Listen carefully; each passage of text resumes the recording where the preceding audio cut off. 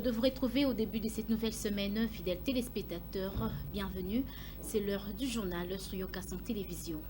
Débutons ces actualités avec le couple présidentiel qui séjourne depuis ce lundi aux États-Unis pour assister à la 77e sommet de l'Assemblée générale des Nations unies, un moment propice pour notre pays, la République démocratique du Congo, pour d'annoncer à la face du monde entier l'agression rwandaise enfin dévoilée.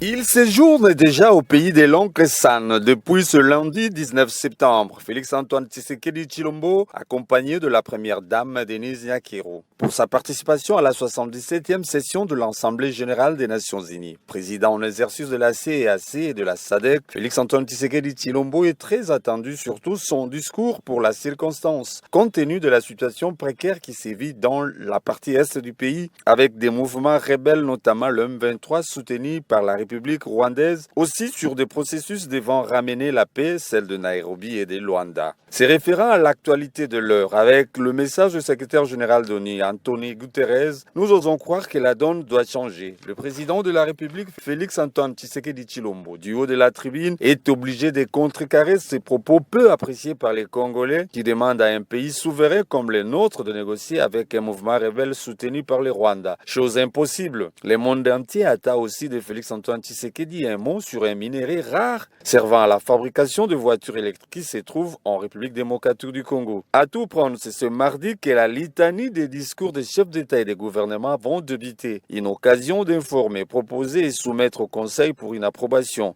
de tout un chacun pays, pour une approbation de chaque pays membre. Le go sera lancé par le président brésilien comme d'habitude.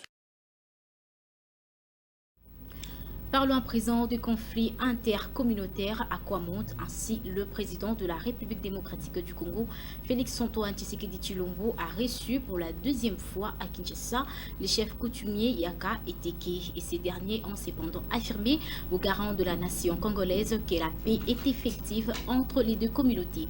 Onyo Ilunga nous en dit plus.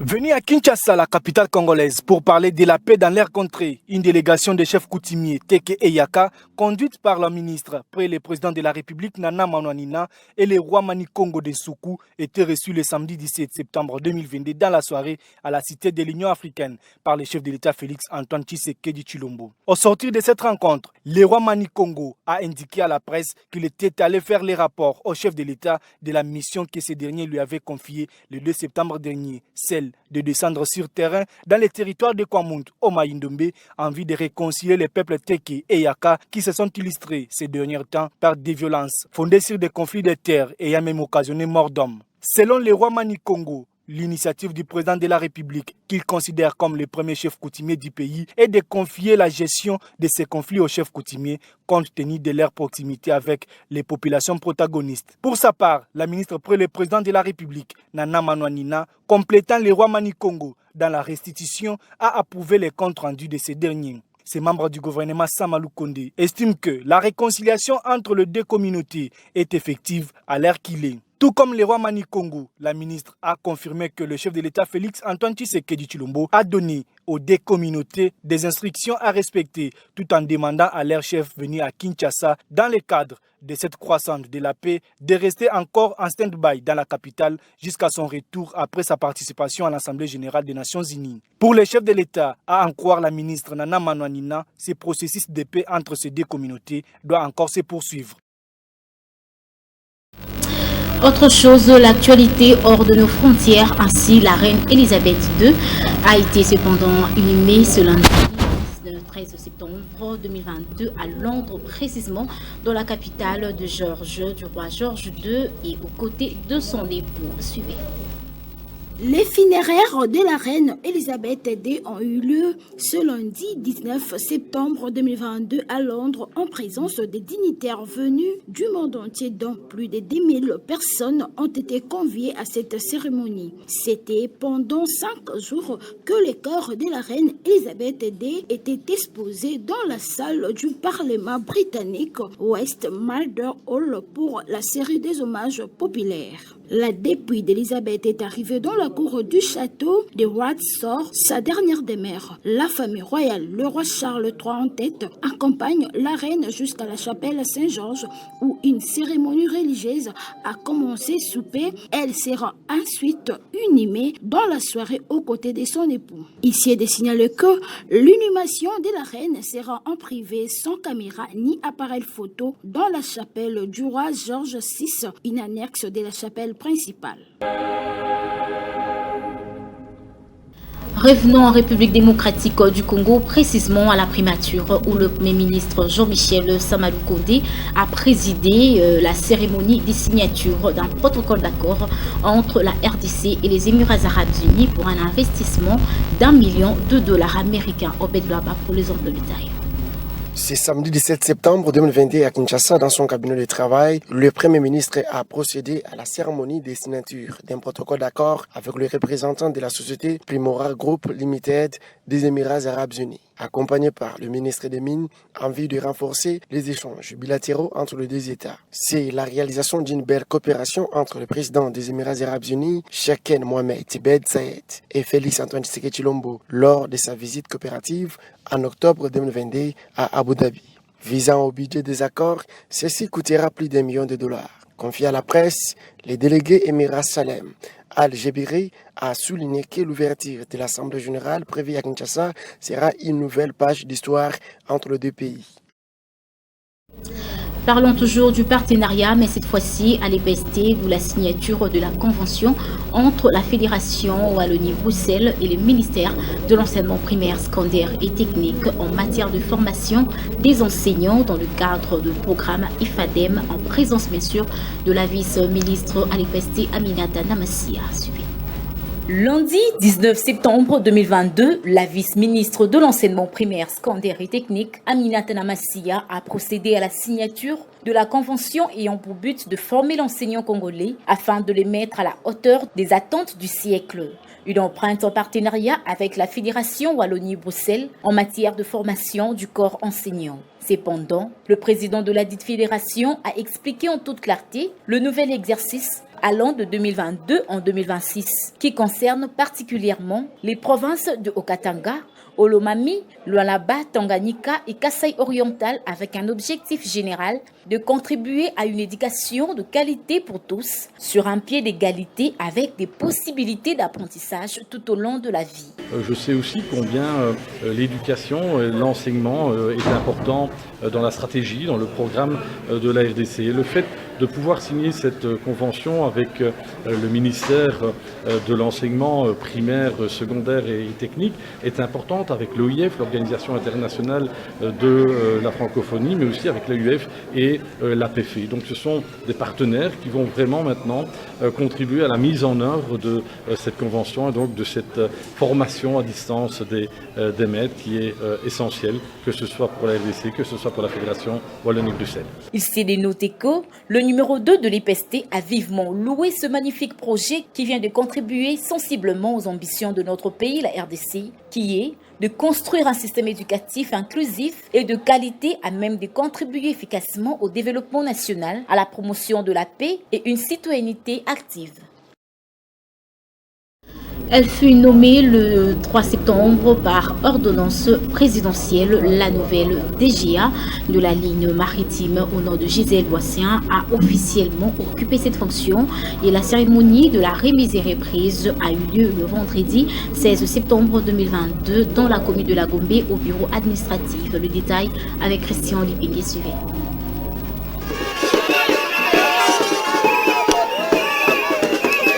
Nommée par ordonnance présidentielle lue le 3 septembre dernier, Madame Gisèle Boissien Moupa, nouvelle directrice générale adjointe de la ligne maritime congolaise, a officiellement pris ses fonctions vendredi 16 septembre 2022. C'était au siège social de cette entreprise du portefeuille de l'État dans la commune de la Gombe, en présence du président du conseil d'administration, Lambert Mende Omalanga.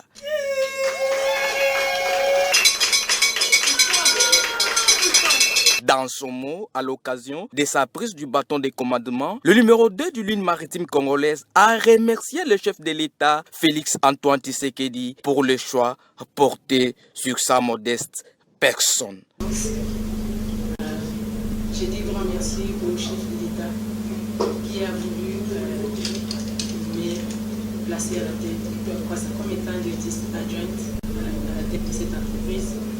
J'ai dit grand merci à l'équipe dirigeante sortante.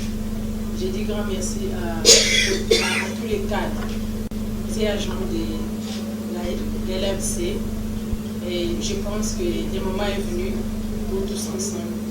Nous allons nous souder les côtes pour booster cette entreprise. De son côté, le PCA de ligne maritime congolaise a demandé au DG entrant de LMC de coopérer comme un bon père de famille avec l'ensemble du personnel, à commencer par Madame la directrice générale adjointe. Bonne raison de mandat que le chef de l'État vient de lui accorder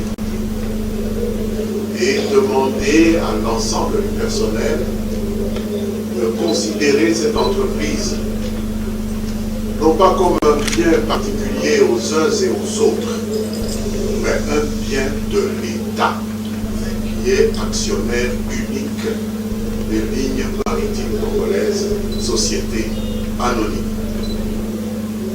Il s'y est dénoté que dans un climat serein et apaisé que s'est clôturée cette cérémonie. Tout est bien qui finit bien, dit-on. À l'est de la République démocratique du Congo, les FARDC ont mis la main sur le numéro 1 des groupes armés Maïmaï alors qu'ils s'apprêtaient à terroriser les habitants de Butembo. C'était le dimanche 18 septembre 2022. Inès Toumba nous explique. C'est dans les secteurs opérationnels Sokola 1 Grand Nord que le numéro 1 du groupe armé Maïmaï Kiondenga a été arrêté par les forces armées de la République démocratique du Congo et voir que ce rebelle terroriste de son vrai nom, Kambale Kapaku, a été surpris avec son équipe en pleine élaboration d'un plan de massacre de la ville de Butembo. Un coup qui aurait dû être exécuté le dimanche dernier, 18 septembre 2022.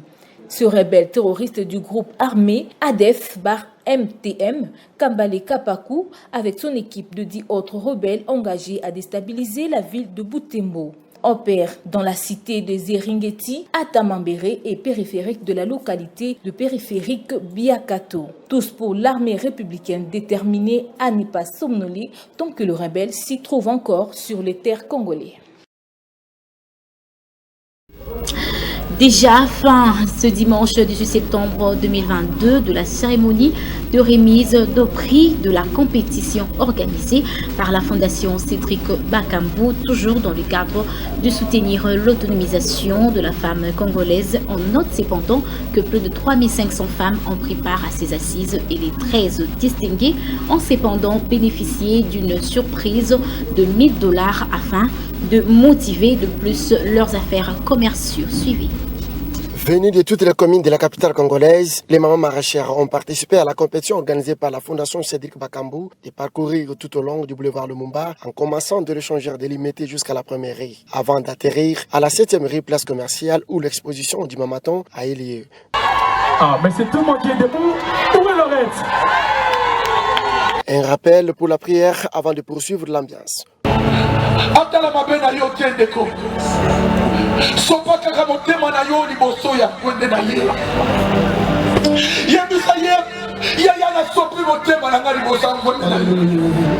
Prenant la parole, le vice-président de la Fondation a dévoilé ses impressions au mini de l'ouverture.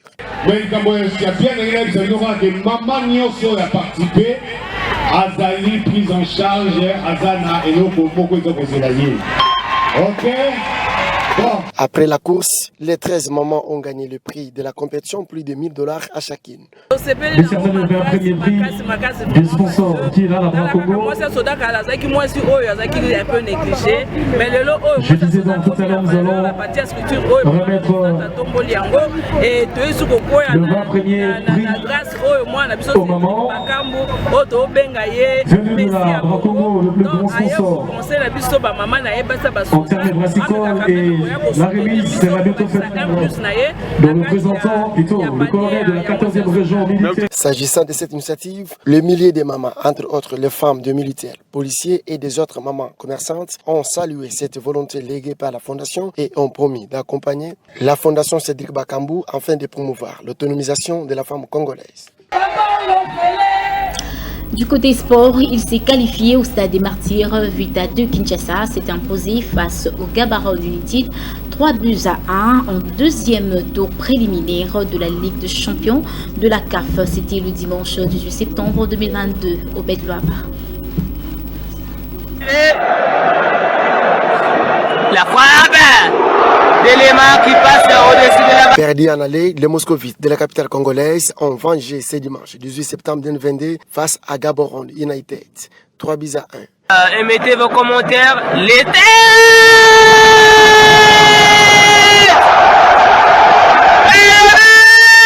Après plusieurs mois sans retrouver les Sportes au Stade des Martyrs, ce dimanche, les fans ont envahi les tribunes pour accompagner les Dauphins Noirs dans la victoire.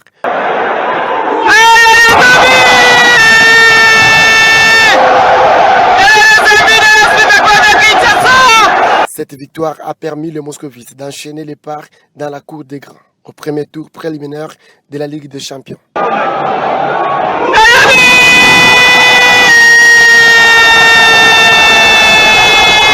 Rappelons que les Congolais seront face à RC Kadiogo du Burkina Faso.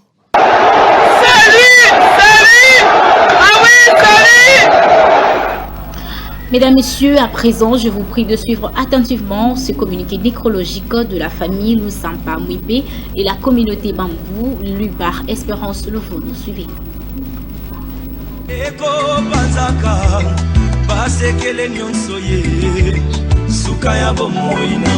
Communiqué nécrologique. La famille Loussamba Moupé et la communauté des Bambous ont la profonde douleur d'annoncer aux amis et connaissances le décès de leur père, grand-père, oncle, Fumu Senga Aboussou, Loussamba Moupé, Fumu de Baka Kalanga, Baka Tepe et fonctionnaire honoraire de l'administration générale de la fonction publique à Kinshasa Gombe. Décès survenu le 11 septembre 2022 à 10h à la clinique Bondeko de Kinshasa Limité. L'idée est observée à la résidence familiale située sur l'avenue Tobo, numéro 1238, quartier Bon Marché, dans la commune de Barumbu, référence Hôtel Babel. Les programmes de funéraires se présentent de la manière suivante. Vendredi 23 septembre 2022, veillée mortuaire et la messe à 18h sur l'avenue Tobo, numéro 1238, quartier Bon Marché, dans la commune de Barumbu. Référence toujours l'hôtel Babel. Samedi 24 septembre 2022, la levée du corps à 10h à la morgue de Bondeko pour le recueillement à l'espace Bondeko de Limité après l'inhumation au cimetière Nécropole 2 en Célé.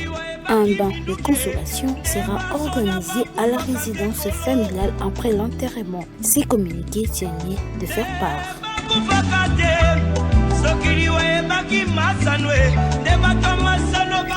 C'était un grand plaisir pour nous de vous annoncer cette grande session d'information. Mesdames et messieurs, merci. Mais c'est par ici que prend fin la grande session qui fut réalisée par LG, le formateur Gédéon Londé. Et surtout, portez-vous bien. Restez branchés sur nos antennes de Occasion Télévision pour ne rien rater. On se revoit demain à la même heure.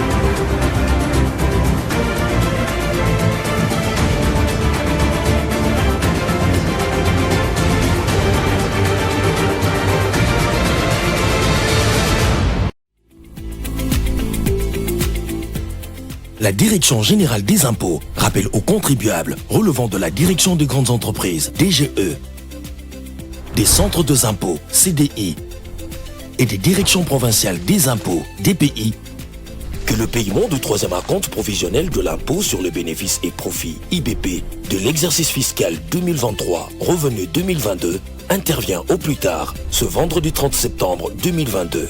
Notez bien, pour tout paiement des impôts, téléchargez vos déclarations sur www.dgu.gouv.cd, déclaration sécurisée. Message de la Direction Générale des Impôts.